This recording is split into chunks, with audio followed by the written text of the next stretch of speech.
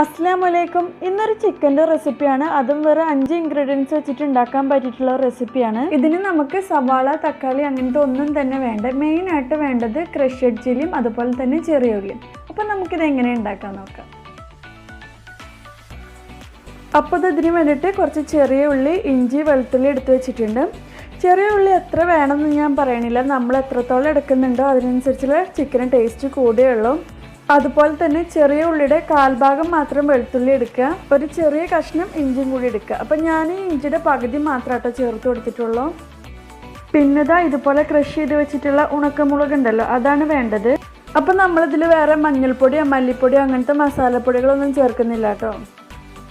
ഇനി എടുത്ത് വെച്ചിട്ടുള്ള ഇഞ്ചി, വെളുത്തുള്ളി, ചെറിയ ഉള്ളി ഉണ്ടല്ലോ, അതൊന്ന് ചതച്ചെടുക്കണം. അപ്പം നമ്മൾ എളുപ്പത്തിനായിട്ട് മിക്സർ ജാറിലിട്ടിട്ട് എങ്ങാനും ചതച്ചെടുക്കുമല്ലോ, അങ്ങനെ ചെയ്യാതിരിക്കുക കേട്ടോ. അങ്ങനെ ചെയ്യുമ്പോൾ കുറച്ച് പേസ്റ്റ് പോലെ ആയിട്ടാലോ കിട്ടുക. അപ്പോൾ അത്രത്തോളം പേസ്റ്റ് ആവേണ്ട ആവശ്യമില്ല. ഇതുപോലെ ഒന്ന് ചതച്ചെടുത്താൽ മതി. ഇനി നമുക്കിത് എങ്ങനെയാണ് കുക്ക് ചെയ്തെടുക്കേണ്ടത് നോക്കാം. ഞാനിപ്പോൾ മൺചട്ടിയിലാട്ടോ കുക്ക് ചെയ്തെടുക്കുന്നത്. ഇനി ഈ ചട്ടി ഒന്ന് ചൂടായി വരുമ്പോൾ ഇതിലേക്ക് ആവശ്യത്തിനുള്ള വെളിച്ചെണ്ണ ഒഴിച്ചു കൊടുക്കാം. അപ്പോൾ ഓയിലൊന്നും എടുക്കാതിരിക്കാനായിട്ട് ശ്രദ്ധിക്കുക. കൂടുതൽ ടേസ്റ്റ് ഇതുപോലെ വെളിച്ചെണ്ണയിൽ കുക്ക് ചെയ്തെടുക്കുന്നതാണ്. ഇനി ഇത് വെളിച്ചെണ്ണ ഒന്ന് ചൂടായി കഴിഞ്ഞാൽ ഇതിലേക്ക് 1 ടീസ്പൂണോളം ഉലുവയാണ് ഇട്ട് കൊടുക്കുന്നത്. ഇനി ഉലുവൊക്കെ ഒന്ന് നല്ലോണം പൊട്ടി വരണം. അതിനുശേഷം ഇതിലേക്ക് കുറച്ചധികം തന്നെ കറിവേപ്പില ഇട്ട് കൊടുക്കാം.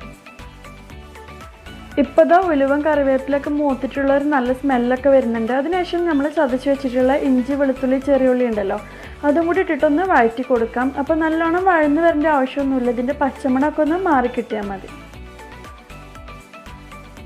ഇനി ഞാൻ ഇതിലേക്ക് 2.5 ടേബിൾ സ്പൂൺ ക്രഷ്ഡ് ചില്ലി ഇട്ട് കൊടുത്തിട്ടുണ്ട്. നിങ്ങൾക്ക് എരിവ് കൂടുതലായിട്ട് വേണമെന്നുണ്ടെങ്കിൽ കുറച്ചധികം ആഡ് ചെയ്ത് കൊടുക്കാം കേട്ടോ.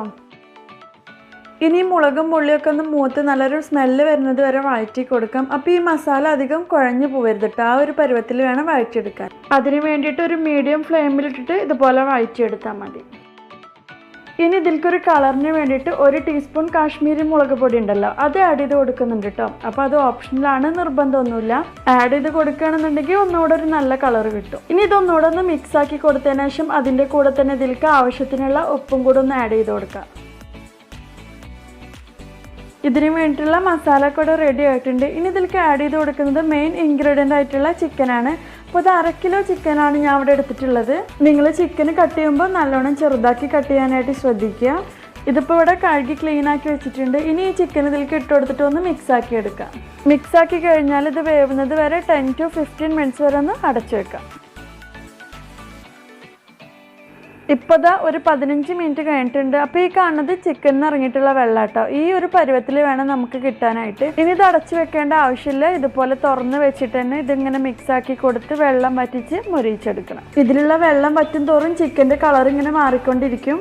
ആ കളർ മാറി വെള്ളമൊക്കെ ഇതുപോലെ ഒന്ന് വറ്റി വരുന്നത് വരെ ഇങ്ങനെ ഇളക്കിക്കൊണ്ടിരിക്കാം.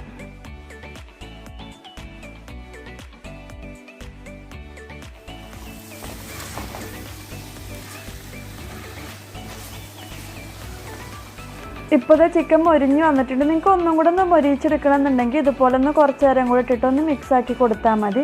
ഞാനിപ്പോൾ ഈ ഒരു പരുവത്തിലാണ് എടുക്കുന്നത്. അപ്പോൾ ഇത് നമുക്ക് സിമ്പിളായിട്ട് ഉണ്ടാക്കാൻ പറ്റിയിട്ടുള്ള റെസിപ്പി അല്ലേ. ഇതിന് നമുക്ക് ചിക്കൻ ഫ്രൈ എന്ത് വേണേലും വിളിക്കാം. നല്ല എരിവൊക്കെ ഉള്ള ഒരു സൂപ്പർ ഡിഷാണ്. അപ്പോൾ എല്ലാവരും ഒന്ന് ട്രൈ ചെയ്ത് നോക്കുക. അതുപോലെ തന്നെ നിങ്ങൾക്ക് വീഡിയോ ഇഷ്ടമാവുകയാണെങ്കിൽ ലൈക്ക് ചെയ്യുക, ഷെയർ ചെയ്യുക, സബ്സ്ക്രൈബ് ചെയ്യുക. താങ്ക്